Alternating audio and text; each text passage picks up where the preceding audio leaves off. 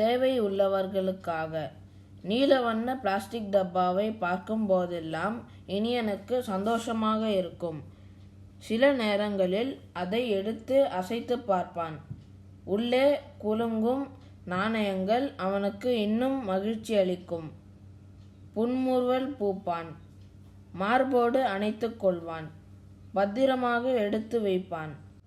சில நாளில் கிடைக்க இருக்கும் பரிசை நினைத்தாலே அவனுக்கு உள்ளமெல்லாம் மகிழ்ச்சியால் பூரித்துவிடும். இனியா மகனே, இதோ உனக்கு சேமிப்பதற்காக ஓர் அருமையான டப்பா தருகிறேன். தினமும் உன் பாக்கெட் மணியின் ஒரு கணிசமான பகுதியை சேர்த்து வா. அடுத்த வருடத்திற்குள் உன் சேமிப்பு பணத்துடன் நானும் பணம் போட்டு உனக்கு ஒரு அழகான சைக்கிள் வாங்கி தருகிறேன். போன வருடம் அப்பா சொன்ன வார்த்தைகள் பசுமையாக மனதில் பதிந்து விட்டிருந்தன. அடுத்த நாளிலிருந்தே அவன் சேமிப்பை துவக்கிவிட்டான். சைக்கிளுக்காக என்று எழுதி டப்பாவில் ஒட்டினான். தினமும் அப்பா தரும் பாக்கெட் மணியை டப்பாவில் போட்டு வந்தான். விரைவில் எதிர்பட இருக்கும் புத்தாண்டிற்காக இனியன் ஆவலுடன் காத்திருந்தான். ஒவ்வொரு நாளும் கழிய கழிய அவனுக்கு உற்சாகம் அதிகரித்தது. முதுகில் பையை மாட்டிக்கொண்டு சலவை செய்த சீருடைகளுடன் ட்ரிங் ட்ரிங் பெல் சத்தத்துடன் பள்ளிக்கு விரையும் கோலம் அடிக்கடி கண்ணில் தெரிந்தது. இன்னும் சில நாளில் புலிமூட்டையாய் பஸ்ஸில் திணிப்பு இல்லை, கசங்கல்கள் இல்லை, வியர்வை நெடி இல்லை, உஷ்மான சுவாசம் இல்லை என்னும் நினைப்புகள் அவனை சந்தோஷப்படுத்தின. சைக்கிள் வாங்கிவிட்டால் மட்டும் போதுமா? ஓட்டவும் தெரிய வேண்டுமே.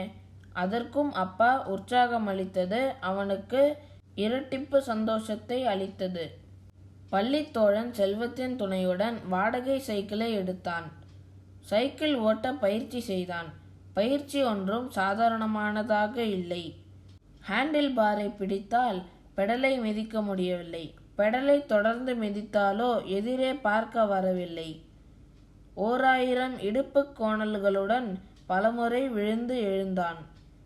கை கால்களில் ஏகப்பட்ட சிராய்ப்புகள். இரவுகளில் வலியால் துடித்து போயிருக்கிறான். தனக்கு விரைவில் கிடைக்கவிருக்கும் புது சைக்கிள் நினைவுகள் வலியை கன நேரத்தில் பறக்கச் செய்துவிடும். உணவு இடைவேளை. இனியனும் செல்வமும் பள்ளி மைதானத்தில் மரநிழலில் அமர்ந்து உணவு உண்டு கொண்டிருந்தார்கள். சற்று தள்ளியிருந்த மரத்தின் பக்கம் டிபனுடன் ராமு ஊர்ந்து கொண்டிருந்தான். வெயில் சற்று அதிகமாக இருந்ததால் அவன் வேதனை முகத்தில் தெரிந்தது. பாவம்டா ராமு, நல்ல கால் இருக்கிற நமக்கே பள்ளிக்கு வந்துட்டு போறது எவ்வளவு சிரமையா இருக்கு. இவன் எப்படித்தான் வரானோ என்றான் இனியன் வருத்தத்துடன்.